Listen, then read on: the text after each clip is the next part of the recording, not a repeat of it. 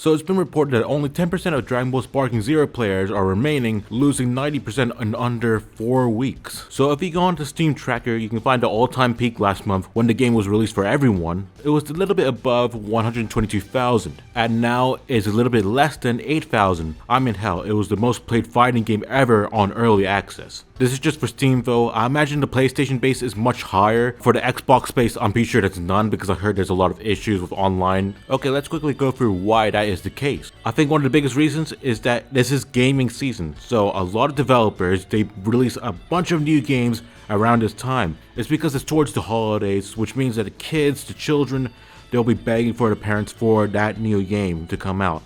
And guess what? It's a new game that just came out. It's Call of Duty Black Ops 6. It's the Metaphors. It's Sonic's Shadow Generations. So basically, competition during gaming season is at an all-time high.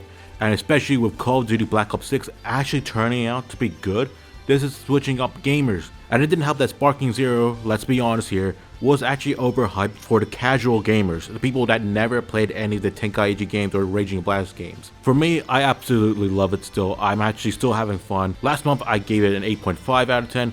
Now I would just straight up just give it a 9 now, because they patched one of the biggest issues that I had with the game, which is basically the classic controllers were glitched whenever you play online. But quite frankly, it feels like classic Tenkaichi, even more so like the Tenkaichi 4 mods that exist. But those people that never played any of the Tenkaichi games, they're probably expecting a normal anime arena fighter. Guess what? They get basically an unbalanced fighting game with broken moves, a lot of spam, and a lot of cheesing, which can honestly be punished, but that requires paying attention to the tutorial.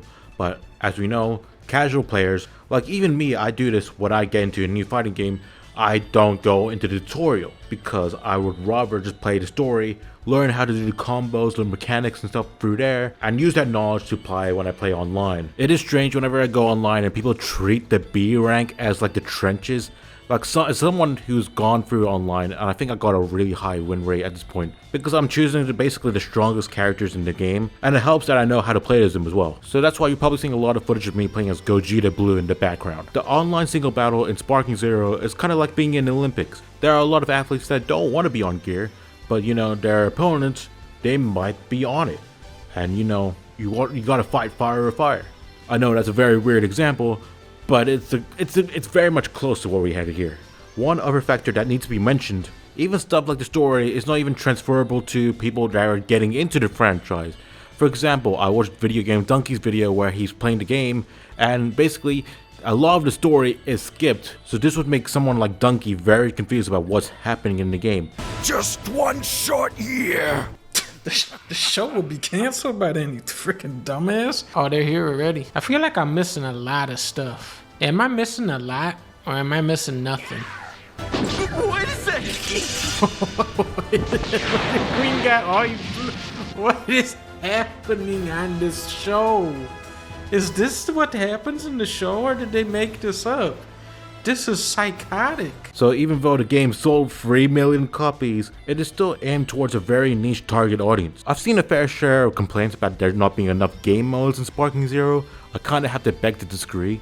I mean, I wish there was a survival mode or an endless boss rush, but I don't think many people will continue still playing if those were in the game. One extra point to round out the video, I just want to remind people that it's only been 1 month. It's natural for people to move on to the next game. It happened to Power World earlier this year. Like, I know that there are people that are still playing that game. There are a lot of people that just moved on because it was overhyped for them too. But yeah, those are just my quick thoughts. But tell me, what do you guys think? Do you agree with what I said?